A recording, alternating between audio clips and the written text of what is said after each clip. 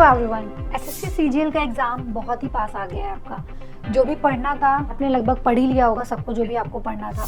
अब समय है ये रिवीजन का और प्रैक्टिस का।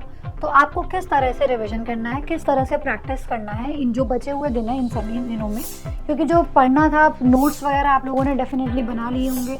अब आगे की तैयारी को कैसे करना है उस पर हम यहाँ पे बात करेंगे। देखिए बच्चों, इंग्लिश की मैं अगर बात करूँ तो यहाँ पे 3 सेक्शंस हैं: ग्रामर, वोकैबुलरी, कॉम्प्रिहेंशन।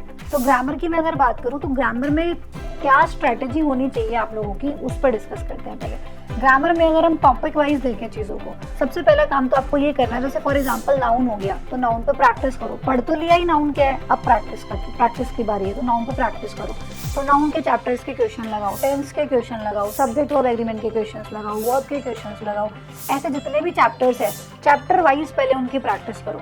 ऐसे जब आप चैप्टर वाइज क्वेश्चंस को कर लेंगे ना, फिर उसके बाद मिसलेनियस पे उतरो, फिर सभी चैप्टर्स को मिक्स करने की कोशिश करो। मान लो फॉर एग्जांपल आपने उठाया कि चलो आज 3 चैप्टर्स को उठा लेते हैं, नाउन, प्रोनाउन और टेंस के चैप्टर्स को मिक्स करके प्रैक्टिस करते हैं। दूसरी बात हमेशा ये ध्यान रखना, सिर्फ एरर डिटेक्शन की प्रैक्टिस मत करो खाली, क्योंकि एग्जाम में तो सेंटेंस इंप्रूवमेंट भी आएगा, एग्जाम में फिल इन द ब्लैंक्स भी आएंगे। तो जो भी चीजें कर रहे हो ना, साथ ही साथ उसका error detection, sentence improvement, fill in the blanks, तीनों चीजों को हाथ के हाथ क्लियर करते हुए चलो। उसमें वॉइस और नरेशन, ये 2 चैप्टर ऐसे हैं कि जहाँ से क्वेश्चन आएगा ही आएगा। तो इन 2 चैप्टर पे बढ़िया तरीके से आप लोगों को कमांड बना लेनी है, ताकि इससे अगर क्वेश्चन आए तो आप बिल्कुल भी गलती ना करें। वॉइस और नरेशन को करने की एक फिलहाल मैं इस वीडियो में तो ये बताऊंगी कि शॉर्ट ट्रिक क्या हो सकती है कि हम वर्ब पे फोकस करते हैं। इसमें जो भी आपकी स्क्रीन पे क्वेश्चन ऊपर सामने लिखा है तो आपको उसका आंसर पता होना चाहिए। मैक्सिमम केसेस में आप देखोगे कि फॉर एग्जांपल 4 ऑप्शंस आपके पास है, तो चारों में से एक ही ऑप्शन ऐसा होगा जिसमें सही वर्ब लगा रखी होगी, तो तुरंत आंसर मिल जाएगा। फिर आपको ज़्यादा इधर उधर देखने की जरूरत नहीं पड़ती है।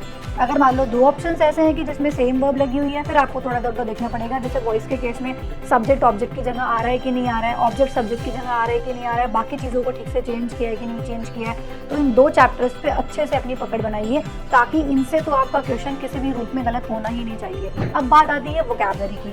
तो वोकैबुलरी को बच्चों करने के लिए ज़्यादा से ज़्यादा PYQs लगाइए। अब जो टाइम बचा है ना, PYQ पे फोकस कीजिए। एसएससी के जितने भी एग्जाम्स हैं, लाइक CHSL हो गया, MTS हो गया, CP हो गया, स्टेनो हो गया, CGL हो गया, सभी में आए हुए जो आप लोगों की वोकैबुलरी है, पिछले 3 साल की वोकैबुलरी, अगर आपने वो ढंग से लगा ली इंक्लूडिंग ऑप्शंस, तो वो आपको एग्जाम में डेफिनेटली मदद करेंगे। तो PYQs पे काम करना शुरू कर दो। अब कॉम्प्रिहेंशन को कैसे सॉल्व किया जाए, तो कॉम्प्रिहेंशन अगर आप लोगों ने ग्रामर स्ट्रॉन्ग कर लिया, वोकैब स्ट्रॉन्ग कर लिया, दोनों चीज़ें अगर स्ट्रॉन्ग हो गई है ना, तो ये समझिए कि 50 से 60% काम तो आपका कॉम्प्रिहेंशन में वैसे भी हो गया है। Because comprehension is like combination of grammar and vocabulary.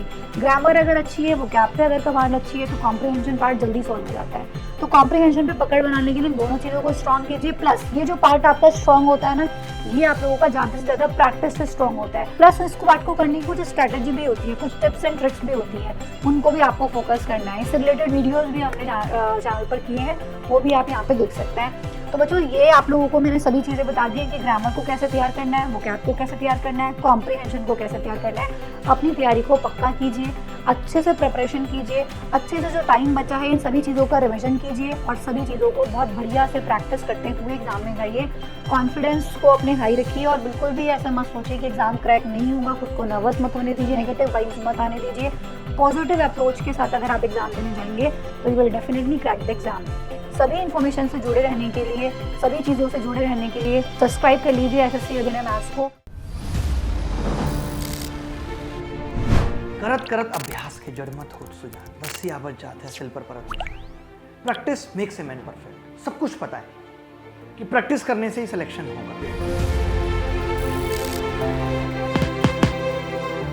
लेकिन शुरुआत कब करेंगे? वक्त आ गया है अब प्रैक्टिस करने का। तो अब आप लोग भी अपनी तैयारी कर सकते हैं आपके आने वाले SSC CGL revision to practice batch. आपके प्रीलिम्स एग्जाम के लिए ये CGL pre revision to practice batch बहुत ही हेल्पफुल आपको रहने वाला है।